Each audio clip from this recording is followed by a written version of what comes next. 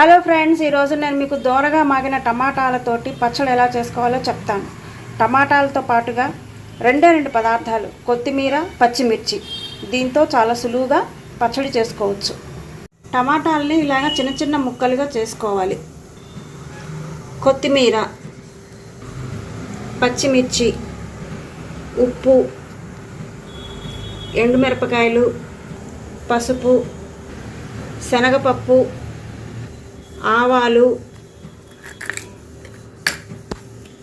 జీలకర్ర, మినప్పప్పు ఇవన్నీ వేసి నూరాల్సిన అవసరం లేదు. పచ్చడి నూరుకున్న తర్వాత లాస్ట్లో పోపు వేస్తాం కదా, దానికోసమని ఈ పదార్థాలన్నీ కావాలి. ముందుగా ఇలాగ ఒక మందపాటి బాండీని పెట్టుకోవాలి.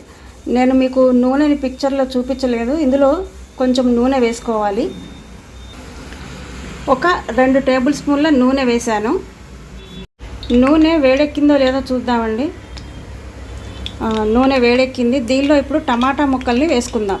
టమాటా ముక్కల్ని వేసుకున్న తర్వాత దీని మీద ఒక మూత పెడదాం, ఎందుకంటే ఇవి కొంచెం మగ్గాలి కాబట్టి మూత పెడితే తొందరగా మగ్గుతాయి.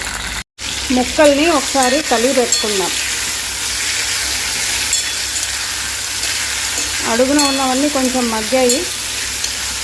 పై ముక్కలన్నిటిని ఒకసారి కిందికి అనేసి మళ్ళీ మూత పెట్టుకుంటే పై ముక్కలు కూడా మగ్గుతాయి. మూత తీసి ముక్కలు మగ్గాయో లేదో చూద్దాం.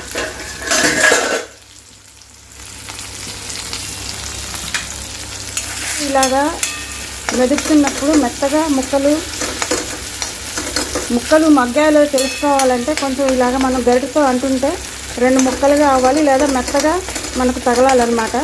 సో ఇవన్నీ మెత్తగా అయిపోయినాయి. దీనిలో ఇప్పుడు మనము పచ్చిమిర్చి వేసుకుందాం. పచ్చిమిర్చి వేసుకునేటప్పుడు ఈ మిరపకాయలకి సన్నగా ఒక ఘాటు పెట్టాలి, లేకుంటే ఇవి ఏంటంటే పేలి మన మొహం మీదనే పడతాయి తిరిగి. సో ఆ ఇబ్బందిని మనము దూరం చేసుకోవాలి అంటే మాత్రం పచ్చిమిర్చిని సన్న ఘాట్లు పెట్టి వేయాలి. మిరపకాయలు కూడా మగ్గాయో లేదో చూద్దాం. మిరపకాయలు కూడా మగ్గాయి, అంటే కొంచెము నూనెలో వేగినట్టయితే చాలండి. ఇప్పుడు స్టవ్ ఆపేస్తున్నాను. ఇవి కొంచెం చల్లారనివ్వాలి. చల్లారిన తర్వాత రోట్లో కానీ మిక్సీలో కానీ వేసుకొని గ్రైండ్ చేసుకోవాలి. కొంచెం చల్లారిందండి. ఇప్పుడు దీన్ని నేను మిక్సీలో వేసి గ్రైండ్ చేసుకుంటాను, ఎందుకంటే ఇది చల్లారిందండి. ఇప్పుడు నేను దీన్ని మిక్సీలో వేసుకొని గ్రైండ్ చేసుకుంటాను. యూజువల్గా రోట్లో వేసుకొని నూరుకొని చేసుకుంటే ఆ రుచి వేరే ఉంటుంది, కానీ ఈ రోజున కొంచెం హడావిడిలో ఉన్నాను కాబట్టి నేను మిక్సీలో వేసేసి గ్రైండ్ చేసేస్తున్నాను. ముందుగా దీనిలో నేను కొత్తిమీర వేసుకుంటున్నాను. కొత్తిమీర కొంచెం మెత్తగా గ్రైండ్ చేసుకుంటే బాగుంటుంది. ఈ మాత్రంగా గ్రైండ్ అయితే చాలు. దీనిలో మళ్ళీ మనం టమాటా ముక్కలు అవి వేస్తాం కనుక బాగా కలిసిపోతుంది. ఒకసారి కచ్చా పచ్చగా రుబ్బుకుంటే బాగుంటుంది. ఈసారి ముందుగా నేను పచ్చిమిర్చి వేస్తున్నాను, ఎందుకంటే లాస్ట్ టైము మిక్సీలో నేను పచ్చిమిరపకాయలో ఏమి దాన్ని వేయించకుండా వేసేసరికి అవి ఏంటంటే పంటి కిందికి వచ్చి చాలా కారం పెట్టాయి. కాబట్టి ఇట్లా ఒకసారి ట్రై చేసి చూద్దామని చెప్పేసి నేను మగ్గిన పచ్చిమిర్చిని నేను ముందుగా గ్రైండ్ చేసుకుంటున్నాను. కొత్తిమీర, పచ్చిమిర్చి చూడండి ఇలా మొత్తం బాగా చక్కగా కలిసిపోయాయి. ఇప్పుడు దీనిలో నేను టమాటా ముక్కలు వేసుకుంటున్నాను. ఇదిగోండి ఇలా టమాటా ముక్కలు వేసుకున్నాను. కచ్చా పచ్చగా గ్రైండ్ చేసుకుంటాను. టమాటా ముక్కలు వేసాను, ఇవి కచ్చా పచ్చగా గ్రైండ్ చేసుకోవాలి. అయితే దీనిలోనే ఇప్పుడు కొంచెం ఉప్పు, పసుపు వేసేస్తున్నాను.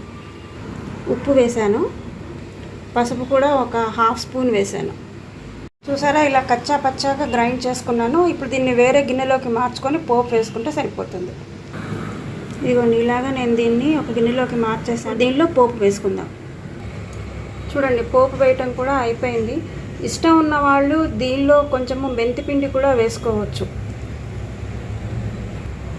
మీకు కనుక ఈ వంట నచ్చినట్లయితే లైక్ చేయండి, షేర్ చేయండి, సబ్స్క్రైబ్ చేయండి. ధన్యవాదాలు.